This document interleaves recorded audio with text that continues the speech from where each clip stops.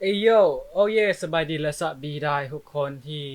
บังเอิญมาเห็นไลน์นี้หรือว่าเลื่อนมาเห็นไลน์นี้อยู่ก็เข้ามาเบิ่งได้หรือว่าคอมเมนต์เล่นนำกันได้ครับตอนนี้ก็คือเราจะมาเล่น Roblox Map Dino X Farm ไดโนเสาร์ไข่ไดโนเสาร์ฟาร์มประมาณนั้นมันฟักโอเคเรามาเริ่มกันเลยก็เข้าไปสำหรับคนที่เข้ามาสามารถคอมเมนต์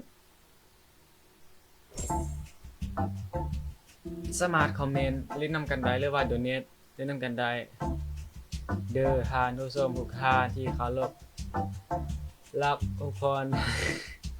ไปละเงินเท่าได้แล้ววะปอดปะไว้เป็น100 ล้านเบิ่งเพิ่นฟาร์มเนาะฟาร์มไว้ค่ายเอาก่อนโอ้เกมนี้เคยลิ้นแล้วนะเกมนี้ลิ้นแต่ว่าเบยไหลนะโอ้ใครนี่ก็ได้ละเบิ่ง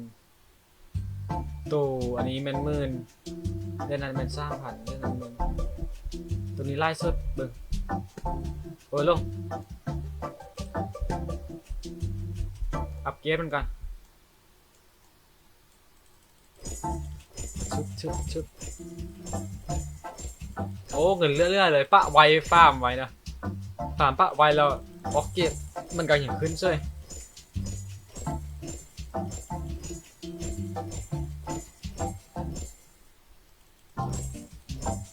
โอเคโอ้นี่ก็ตัวเดียวบเออเงินเท่ากันแต่ว่าต่างกันปานใดอันนี้ก็ตัวเดียวกันบอกน่าจะมีไม่ไทยส่งมาวะมันนี่วะบ่เมียนนะไม่นะบ่เมียนรีเควสมันรีเควสมาทำไมวะใครกำลังฟังอยู่เลยเจ้าเหมียวตัวน้อยโอ้นี้น่าจะชิลเลย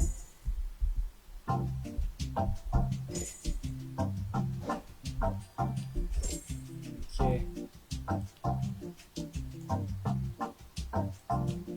3 ล้านนี่จะเอาเลยระดับนี้แหละโอ้ยังมี70เลยวะเออเบิ่งละเอาตัว10 ปลายล้านนี่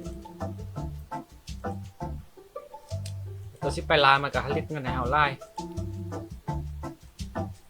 ตัวนี้นะ3 ล้านมาจากตัวนี้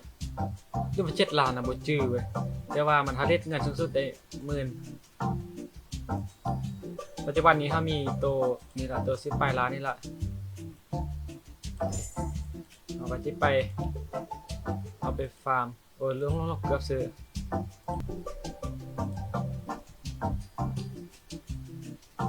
โอเคเอาไปสำรวจเบิ่งประมาณนี้แล้วสำรวจเบิ่งอันนี้เด้อภาพเรื่องในเกมเอ๊ะจะ